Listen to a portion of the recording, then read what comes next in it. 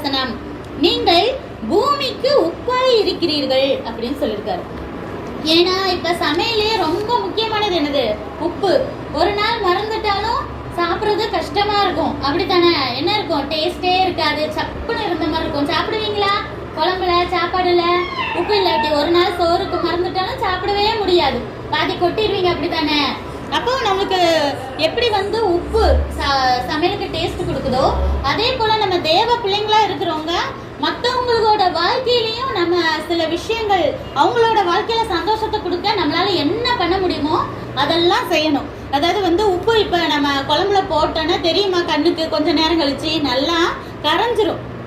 அதே போல நம்ம நம்ம வெளியில எல்லாருக்கும் தெரியணும் நம்ம செய்யறது தெரியணும் அப்படின்லாம் நினைக்க கூடாது. யாருக்கு தெரியுதோ தெரியலையோ, பக்கத்துல உள்ளவங்களுக்கு தெரியுதோ தெரியலையோ, நம்ம செய்யற உதவிகளை செஞ்சுட்டே இருக்கணும். நிறைய விஷயங்களை நம்ம ஊழியம் இதெல்லாம் பண்ணுவோம். எல்லாருக்கும் தேவன் ஃபேமஸ் கொடுக்கறது கிடையாது.